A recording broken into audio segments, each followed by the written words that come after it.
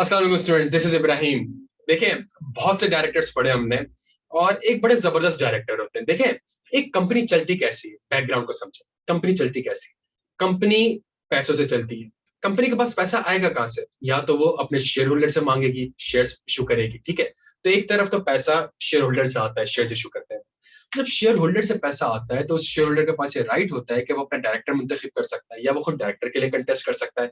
ये हमने पिछली क्लास में, बड़ा सिंपल सी बात है कि जो कंपनी ओन करता है उसके पास है। लेकिन बहुत से आपने अकाउंटिंग वगैरह में कॉन्सेप्ट पढ़ा होगा, डेट टू इक्विटी रेशियो, ठीक है। अब इसका मतलब ये है कि यार एक कंपनी है, उसको पैसों की जरूरत है। वो चाहती है कि नहीं यार, मैं मजीद पब्लिक से शेयर इशू नहीं करना चाहती, मेरी अपनी शेयर होल्डिंग डायल्यूट हो जाएगी। मैं एक काम ये करती हूँ, मैं बैंकों से पैसा मांगती हूँ। बैंक से पैसा मांग सकती है कंपनी। जब वो बैंक से पैसा मांगने जाती है तो बहुत से ऐसे बैंक है, नेशनल बैंक है, फेडरल बैंक है, हबीब बैंक है, वो नॉर्मली इशू कर रही होती है। अगर यहाँ पे देखें तो फर्क क्या है? फर्क ये है कि जी एक एक तरफ मेरे पास शेयर होल्डर है, उसने भी मुझे पैसे दिए हैं, और दूसरी तरफ मेरे पास बैंकर्स है, उन्होंने भी मुझे पैसा दिया है। तो कंपनी के पास जो पैसा है वो एक तरफ बैंकर से आया और एक तरफ शेयर होल्डर से आया हुआ है। शेयर होल्डर अपना डायरेक्टर मुंतखब कर सकता है, ये जिन्होंने पैसा दिया है, जिसकी वजह से कंपनी चल रही है, ये अपना डायरेक्टर मुंतखब ना करें, ये कुछ अजीब सी बात लगती है। लॉ ने इस चीज को बैलेंस रखा है और इसके ऊपर हमारे पास एक सेक्शन है जिसका नाम है सेक्शन 164, नॉमिनी डायरेक्टर। यहाँ पे दो सब सेक्शन है और दोनों सब सेक्शन में बहुत वाज़ेह फर्क है, जिसमें से सब सेक्शन 2 के ऊपर तो सेक्शन 165 बहुत जबरदस्त आपको कुछ बातें बताता है। आए हम पढ़ते हैं section 164, nominee director. In addition to the director elected or deemed to have been elected by a shareholder, ये सुनिएगा, बड़ा इंपॉर्टेंट है। In addition to the director elected, कौन से वाले? जो सेक्शन 159 में पढ़ा था। और deemed to have been elected, ये deemed to have been elected क्या है, इसके ऊपर थोड़ी सी मेहनत करने की जरूरत है। थोड़ा सा होल्ड पे रखें इसको समझते हैं। A company may have directors nominated by the company's creditors और other special interest by virtue of contractual arrangement. तो कॉन्ट्रेक्चुअल अरेंजमेंट के थ्रू अगर आप नेशनल बैंक ऑफ पाकिस्तान के पास गए लोन लेने के लिए, पैसा लेने के, नेशनल बैंक ऑफ पाकिस्तान के, ठीक है मैं लोन देता हूँ, रीपे कब करोगे? 5 साल में रीपे कर दूंगा। तो ठीक है जी, 5 साल तक मेरा एक बंदा आपके बोर्ड में बैठेगा। यार आपके पास शेयर्स तो नहीं है बेटा, शेयर्स नहीं है, लेकिन अगर शेयर्स भी होते हैं तो एट द एंड देने तो पैसे ही पड़ते हैं ना मुझे। तो आप यूं समझ लो कि आपने मुझे शेयर्स इशू करे में, और मैंने आपको क्या कहता है उसके अगेंस्ट में पैसे दे दिए। तो चूंकि दिए तो मैंने पैसे, कंपनी तो मेरे पैसे की वजह से चल रही है, तो मेरा भी कंपनी के ऊपर एक राइट होना चाहिए, मेरा भी एक डायरेक्टर मुंतखब होना चाहिए। ये हमारे पास सब सेक्शन 1 है जो कि क्रेडिटर से डील करता है।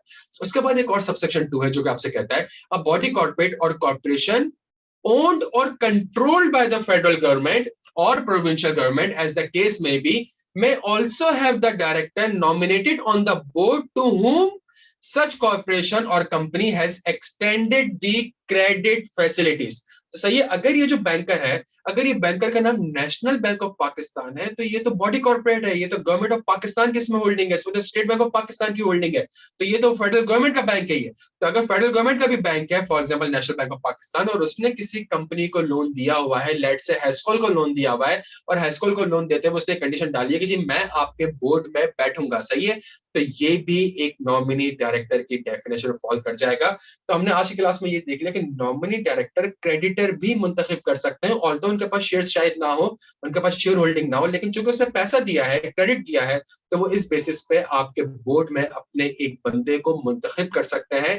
तभी यहाँ पे वर्ड जो है वो नॉमिनी है। यहाँ पे एक और कॉन्सेप्ट लिंक होता है कि नेशनल बैंक खुद जाके किसी कंपनी के बोर्ड में नहीं बैठ सकता, नेशनल बैंक ने किसी बंदे को ऑथराइज करना पड़ेगा और वो बंदा जाके उसको रिप्रेजेंट करेगा। आए बच्चों कुछ प्रैक्टिकल एग्जांपल देखते हैं। दोस्त दोस्त स्टील्स लिमिटेड, ये एक लिस्टेड कंपनी है। अगर आप देखें इसमें तो इसका जो कॉम्पोजिशन आप देखें तो उसके कुछ इंडिपेंडेंट डायरेक्टर है, नॉन एग्जीक्यूटिव डायरेक्टर है, एग्जीक्यूटिव डायरेक्टर है, जो कि इंशाल्लाह हमारे नेक्स्ट क्लास का एजेंडा होगा। अगर आप यहाँ पे देखें मिस्टर मोहम्मद शकील को, तो ये nominee of national bank of Pakistan है, ये nominee of national bank of Pakistan है।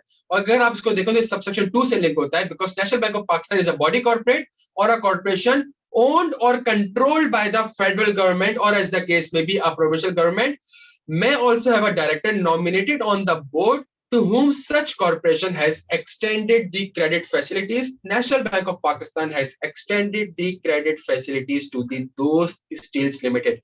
इसी तरीके से आप देखें मिस्टर आसिम जिलानी साहब को, तो आसिम जिलानी साहब nominee of a Faisal bank limited. Faisal bank limited government का बैंक नहीं है, गवर्नमेंट ऑफ पाकिस्तान का बैंक नहीं है, प्रोविंशियल गवर्नमेंट का बैंक नहीं है, लेकिन ये कहाँ फॉल कर जाएगा, ये सब सेक्शन 1 में फॉल कर जाएगा, because as a normal creditor इसने आपको लोन दिया हुआ है और इसने आपके इसके बोर्ड में अपना एक बंदा मुंतखब किया हुआ है। तो यहाँ पे हमारे पास, और इसके अलावा मजीद पीएसएस की भी एग्जाम्पल है। अगर आप देखें appointment of the NIT nominee director on the board, Dear sir, we are pleased to inform you that Mr. Shahid Aziz has been appointed as the NIT nominee director on our board of director of our company, Reliance Weaving Links Limited. तो practically अगर आप देखें तो बहुत से ऐसे creditor अपने आपके बोर्ड पे अपना एक डायरेक्टर को नॉमिनेट कर रहे होते हैं। नेक्स्ट क्लास जो है वो बड़ी इंपॉर्टेंट है, जो कि डील करती है सेक्शन 165 से। उसका मैं थोड़ा सा ओवरव्यू दे देता हूँ, और उसका ओवरव्यू ये है कि बहुत से ऐसे कॉन्ट्रैक्ट्स, बहुत से ऐसे सेक्शंस हैं जो इनके ऊपर अप्लाई नहीं होंगे। किन के ऊपर अप्लाई नहीं होंगे, आप खुद सोचें ना, अगर नेशनल बैंक ऑफ पाकिस्तान एक बंदा नॉमिनेट कर रहा है, तो जब national bank of Pakistan nominate कर रहा है तो वो इलेक्शन के थ्रू तो नहीं आया, सही है, वो उसको तो आप रिमूव भी नहीं कर सकते, उसने तो लोन दिया हुआ, तो वो एक स्पेशल टर्म्स और कॉन्ट्रेक्चुअल टर्म्स के तहत आया है। तो वो क्या क्या ऐसे फायदे हैं इन नॉमिनी डायरेक्टर को, और कंपनीज एक्ट के कौन कौन से ऐसे सेक्शंस हैं जिनको हमने पढ़ा है अभी और वो इनके ऊपर अप्लाई नहीं होंगे, नेक्स्ट क्लास में। Thank you so much.